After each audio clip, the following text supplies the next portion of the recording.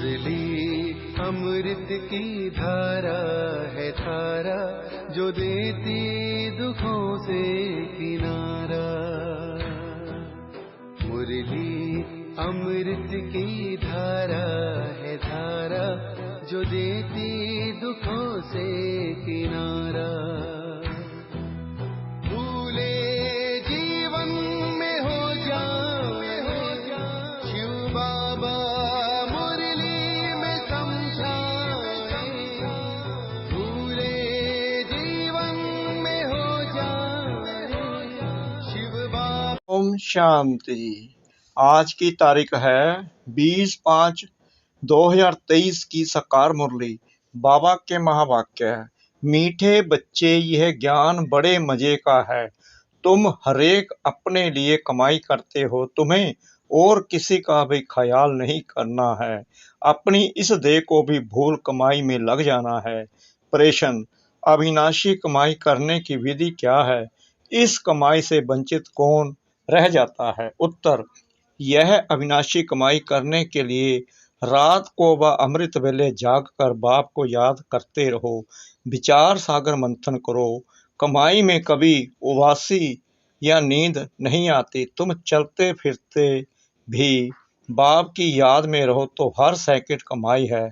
तुम्हें इंडिपेंडेंट अपने लिए कमाई करनी है। जो उस विनाशी कमाई के लोभ में ज्यादा जाते वह इस कमाई से वंचित हो जाते। गीत, जाग सजनिया जाग।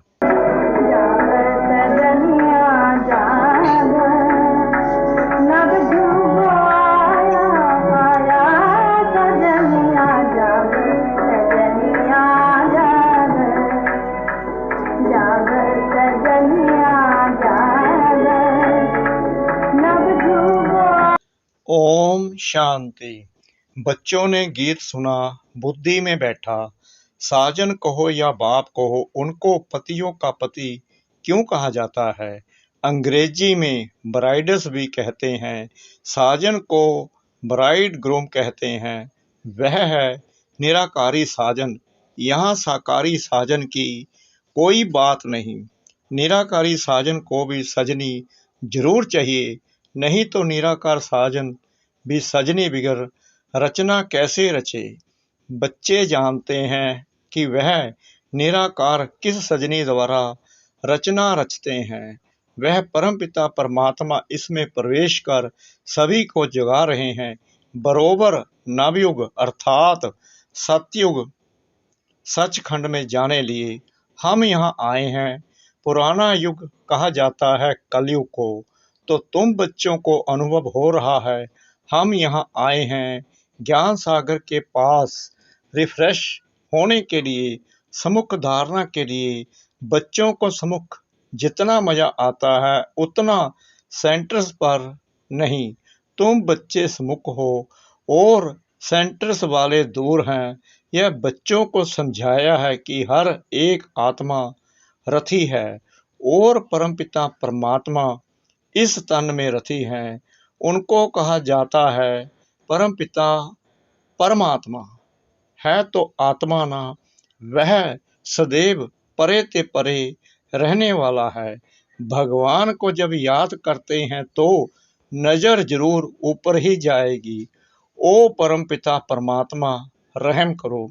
सभी को पता है कि वह ऊपर रहने वाला है। बाप अपने मुकर्रर किए हुए रथ में आए हैं। कहते हैं मैं कल्प कल्प इसमें रथी हूँ, क्योंकि इस ब्रह्मा रथ द्वारा ब्राह्मण कुल स्थापन करता हूँ। अगर श्री कृष्ण के तन में आए तो फिर देवी कुल हो जाए, सतयुग हो जाए। श्री कृष्ण का शरीर सतयुग में होता है। बच्चे समझते हैं हमको बेहद का बाप बैठ तीनों कालों का ज्ञान दे त्रिकालदर्शी बना रहे हैं। ड्रामा के आदि मध्य अंत का ज्ञान दे रहे हैं। जो घड़ी बीत चुकी वह हूबहू रिपीट होगी। जैसे लक्ष्मी नारायण का राज्य था फिर रिपीट होगा। क्राइस्ट को भी अपना पाठ रिपीट करना है। फिर उस ही नाम रूप देश काल में आने वाले हैं। बाप कहते हैं, मैं भी अपना निराकार रूप बदलकर साकार रूप में आया हूँ। जरूर मनुष्य तन में आएगा तब तो सुनाएगा। शास्त्रों में तो कच्छ मच्छ अवतार लिख दिया है। सर्वव्यापी के ज्ञान से समझते हैं कि वह सब में प्रवेश करता है। अब बाप स्वयं कहते हैं, सजनिया मैं आया हूँ तुमको जगाने, नई दुनिया स्थापन करने। जो सतयुग था वह अब फिर रिपीट होगा। अब नवयुग आने वाला है। दुनिया समझती है नवयुग आने में 40,000 वर्ष पड़े हैं। यह मनुष्यों की बड़ी भूल है। अभी बच्चे निश्चय बुद्धि हो गए हैं। दुनिया वालों के लिए जरूर नया ज्ञान है। सतयुग में देवी देवता होंगे और धर्मों का पता भी नहीं रहेगा। अभी और सब पुराने धर्म हैं। नया देवी देवता धर्म गुम हो गया है। फिर अब उस नए धर्म की स्थापना होती है। देवताओं के कुछ न कुछ चित्र हैं। समझते हैं सतयुग में बरोबर राज्य करते थे। वहां तुमको यह पता नहीं रहेगा कि लक्ष्मी नारायण के बाद कोई राम का राज्य आने वाला है। जो कुछ होता जाएगा तुम देखते जाएंगे। फिर कहेंगे एडवर्ड द फर्स्ट, सेकंड। पीछे वालों को यह मालूम रहेगा कि फर्स्ट सेकंड एडवर्ड होकर गए हैं। आगे फिर कब होंगे यह नहीं जानेंगे। ड्रामा का पार्ट इमर्ज होता रहेगा। ड्रामा की नॉलेज बाबा ही समझाते हैं। वह भक्ति मार्ग की तीर्थ यात्रा बिल्कुल ही न्यारी है। यह है ज्ञान।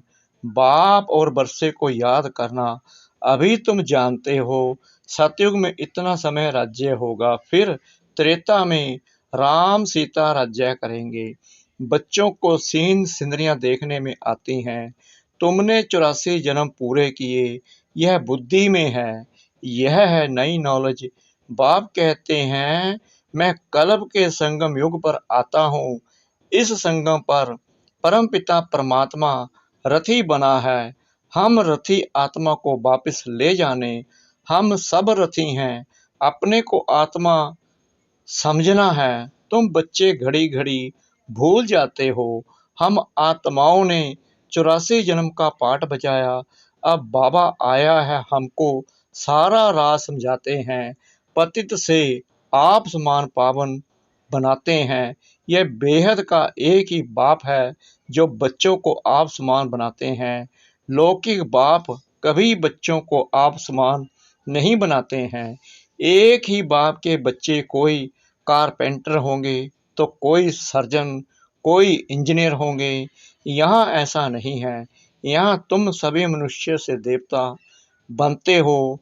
तुम बैरिस्टर, सर्जन आदि नहीं बनते हो। तुम जानते हो परमपिता परमात्मा हमको पढ़ाते हैं, जिससे हम पढ़कर सो देवता बनते हैं। ऐसा स्कूल कहाँ भी नहीं देखा होगा जो सब कहें हम सो देवता पद पाने लिए पढ़ रहे हैं। दिन प्रतिदिन वृद्धि होती रहती है। फिर मकान भी वृद्धि को पाते जाएंगे। बच्चों का प्रभाव निकलेगा तो बहुत बुलाएंगे। यहाँ आकर हमको मनुष्य से देवता बनाने का राजयोग सिखाओ। बहुत वृद्धि होती जाएगी। बाप फिर भी बच्चों को कहते हैं, रात को अथवा अमृत वेले जागो, इसमें बहुत कमाई है। मनुष्य जो बहुत कमाई करने के शौकीन होते हैं, उनको रात को भी ग्राहक मिल जाते हैं तो जागते हैं। मनुष्य को संपत्ति 24 घंटे मिल जाए तो अपनी नींद भी फिटा देते हैं। बाबा कह रहे हैं, मनुष्य को संपत्ति 24 घंटे मिल जाए तो अपनी नींद भी फिटा देते हैं। कमाई में फिर नींद नहीं आती। कमाई नहीं होती तो फिर उबासी नींद आ जाती है। कमाई में बहुत खुशी होती है। पैसे बढ़ाने का ही मनुष्य प्रयत्न करते हैं कि हम सुखी रहें। बाकी पेट तो एक पाव रोटी ही मांगता है। तुम बच्चों को इस दुनिया में ममत्व नहीं रखना है, ज़्यादा लोभ में नहीं जाना है, उसमें भी बुद्धि योग भागता है, फिर अविनाशी कमाई से वंचित हो जाते हैं। नहीं तो इस कमाई का बहुत ख्याल रखना है, तुम्हारी कमाई सेकंड बाय सेकंड है। फिर अगर चलते फिरते बाप को याद करो तो बहुत भारी कमाई है। और कमाइयाँ ऐसे चलते फिरते होती हैं क्या? यह तो वंडरफुल कमाई है। इंडिपेंडेंट अपने लिए कमाई करते हो, लौकिक बाप को बच्चों का ख्याल रहता है, बच्चे सुखी रहें, खाते रहें, इसमें बाल बच्चों का ख्याल नहीं रहता। अपने लिए 21 जन्मों की कमाई करें। कैसा मजे का ज्ञान है। हरेक बच्चे को अपने लिए कमाई करनी है। बाल बच्चे मित्र संबंधियों को भी याद नहीं करना है, अपनी देह को भी याद नहीं करना है। बाबा को भले इस देह में आना पड़ता है, परंतु है तो देही अभिमानी। इस समय देह में आते हैं, आकर तुम आत्माओं को नॉलेज देते हैं अथवा सहज कमाई का रास्ता बताते हैं।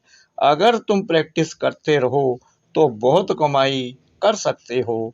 बाबा भी प्रैक्टिस करते हैं, बाप को याद करे तो आदत पड़ जाती है। अपने को भूल शिव बाबा याद रहता है, क्योंकि शिव बाबा की इसमें प्रवेशता है। यह बाबा समझता है मैं ब्रह्मांड का मालिक हूँ। लौकिक बाप के बच्चे को रहता है ना कि हम बाप की मलकियत के हकदार हैं, तो इस ब्रह्मा बाबा को भी रहता है कि हम ब्रह्मांड के मालिक हैं। बाबा की प्रवेशता है ना, तो वह नशा रहता है। हम ब्रह्मांड के मालिक हैं, प्रॉपर्टी का भी मालिक हूँ। शिव बाबा खुद तो विश्व का मालिक नहीं बनते हैं, मैं ब्रह्मांड का मालिक तो विश्व का मालिक भी बनता हूँ। बाबा सिर्फ ब्रह्मांड का मालिक है, तुम भी विश्व के मालिक बनते हो ना। राजा चाहे प्रजा समझते हैं हम विश्व के मालिक हैं, जान गए हैं हम विश्व के मालिक हैं। यह समझने से भी खुशी का पारा चढ़ा रहेगा। गाया हुआ भी है, अतीन्द्रिय सुख पूछना हो तो गोपी बल्लभ के गोप गोपियों से पूछो। ऐसे नहीं कि गोपी बल्लभ से पूछो। बल्लभ बाप को कहा जाता है। बल्लभ यानी बाप को तो विश्व के मालिक बने का सुख पाना नहीं है। बाप कितना ऊंचा उठाते हैं, यह यानी ब्रह्मा कहते हैं मैं भी अपने को ब्रह्मांड का मालिक समझता हूँ। सारी दुनिया में यह कोई भी समझ नहीं सकते कि मैं ब्रह्मांड का मालिक हूँ। ऐसे नहीं कि ब्रह्मा में लीन हो जाएंगे। कहाँ ब्रह्मा में लीन होना, कहाँ ब्रह्मांड का मालिक बनना, बहुत फर्क है। तुम जानते हो बाबा हमको विश्व का मालिक बनाते हैं। खुद बाप कहते हैं जागो सजनिया, मैं हर एक बात तुमको नहीं समझाता हूँ। क्या तुम ब्रह्मांड के मालिक नहीं बने थे? फिर पाठ बजाया, अब फिर तुम ब्रह्मांड के मालिक बनते हो, फिर तुम विश्व के मालिक बनने वाले हो। यह याद स्थायी रखनी है। इसको कहा जाता है विचार सागर मंथन। इससे तुमको खुशी का पारा बहुत चढ़ेगा। यह तो निश्चय करना चाहिए कि यह हमारा बाप है। बाप के सिवाय ऐसी बातें कोई समझा ना सके। दिल में नोट करना चाहिए। यहाँ नोट्स लेते हैं स्मृति में रखने के लिए, फिर यह काम नहीं आएंगे। बैरिस्टर के पास बहुत किताब रहते हैं, शरीर छूटा खलास, पता नहीं दूसरे जन्म में क्या बनेंगे। तुम बच्चों की तो एक ही पढ़ाई है। तुम जानते हो स्वयं ब्रह्मांड का मालिक बाप हमको ब्रह्मांड और विश्व का मालिक बनाते हैं, फिर भी खुशी का पारा क्यों नहीं चढ़ता? बाबा ने समझाया है यह गीत घर में अपने को रिफ्रेश करने लिए रखने चाहिए। कोई कोई समझते हैं ज्ञान में आने से हमको घाटा पड़ा है। घाटा फायदा तो पुरानी दुनिया में है ही। आज कोई वजीर है, किसी ने सूट किया तो खलास, सबको घाटा पड़ता रहता है। किनकी दबी रही धूल में सबको घाटा है। सिर्फ तुम बच्चों को सदा काल के लिए फायदा है, भविष्य में 100 भी 21 जन्म के लिए। बाकी सारी दुनिया है घाटे में। यह सब है रुण्य के पानी मिसल, यानी मृग तृष्णा समान। किसको भी मालूम नहीं यह सब मिट्टी में मिल जाना है। सब कब्र दाखिल भस्मीभूत हुए पड़े हैं। तुम यह सब कुछ जानते हो। तुम्हारे में भी जो बहुत होशियार हैं उनको मालूम है यह दुनिया जैसे भंभोर है, सब कब्र दाखिल हो जाएंगे। यादव कौरव सब कब्र दाखिल हुए थे। बाकी पांडवों की विजय हुई थी। विषय पर अर्थात नई दुनिया पर विजय पाई, क्योंकि तुम पांडव ईश्वर को जानते हो, उससे प्रीत रखते हो। जितना जो प्रीत रखते हैं, जितना जो याद करते हैं, उतनी वह कमाई करते हैं। ऐसा कभी सुना? भारत का प्राचीन योग बहुत नामी ग्रामी है। यह बाबा भी नहीं जानते थे। अब सब बातें बुद्धि में आ गई हैं। बाबा कहते हैं सृष्टि के आदि मध्य अंत का ज्ञान जो तुमको सुनाता हूँ वह सतयुग में नहीं रहेगा। वहाँ तो तुम्हारी प्रारब्ध के सुख का पाठ जो कल पहले चला था वहीं चलेगा। यह ज्ञान बाप एक ही बार आकर देते हैं और अंत तक देते ही रहेंगे। तुम भल कहाँ भी हो, शरीर छोटे तो शिव बाबा की याद हो, त्रिकालदर्शी पने का ज्ञान हो, ज्ञान अमृत मुख में हो, सब दर्शन चक्कर याद हो, तब प्राण तन से निकले। कहाँ वह भक्ति मार्ग की कहावत, कहाँ यह ज्ञान की बातें। मनुष्य जब मरने पर होते हैं तो हाथ में माला देते हैं, कहते हैं राम राम कहो तो सदगति हो जाएगी। परंतु राम कौन है, कहाँ है, कोई जानते नहीं। कोई राम को, कोई हनुमान को याद करते हैं। अनेकों को याद करना, इसको भक्ति कहा जाता है। अब तुम एक को ही याद करते हो जो तुमको ज्ञान दे, तुम्हारी सदगति करते हैं। अच्छा, मीठे मीठे सिकला दे बच्चों प्रति माता पिता बाप दादा का याद प्यार और गुड मॉर्निंग। रूहानी बाप की रूहानी बच्चों को नमस्ते। हम रूहानी बच्चों की रूहानी बाप दादा को श्रद्धा भरी प्रेम भरी नमस्ते। शुक्रिया बाबा, शुक्रिया बाबा, शुक्रिया बाबा, इस मीठी मीठी मीठी मुरली के लिए। धारणा के लिए मुख्य सार। नंबर 1, स्थायी खुशी में रहने के लिए विचार सागर मंथन करना है। नशे में रहना है कि हम ब्रह्मांड और विश्व के मालिक बनने वाले हैं। नंबर 2, एक बाप से सच्ची प्रीत रख कमाई करनी है। हम आत्मा इस देह में रथी हैं। रथी समझ देही अभिमानी बनने का अभ्यास करना है। वरदान, नए ते नए ऊंचे ते ऊंचे संकल्प द्वारा नई दुनिया की झलक दिखाने वाले श्रेष्ठ आत्मा भव। नया दिन, नई रात तो सब कहते हैं, लेकिन आप श्रेष्ठ आत्माओं का हर सेकंड, हर संकल्प नए ते नया, ऊंचे ते ऊंचा, अच्छे ते अच्छा रहे तो चारों ओर से नई दुनिया की झलक देखने का आवाज फैलेगा और नई दुनिया के आने की तैयारी में जुट जाएंगे। जैसे स्थापना के आदि में स्वपन और साक्षात्कार की लीला विशेष रही, ऐसे अंत में भी यही लीला प्रत्यक्षता करने के निमित्त बनेगी। स्लोगन, माया जीत बनना है तो एक बाप को ही अपना कंपेनियन बनाओ और उसी की कंपनी में रहो। माया जीत बनना है तो एक बाप को ही अपना कंपेनियन बनाओ और उसी की कंपनी में रहो। ओम शांति।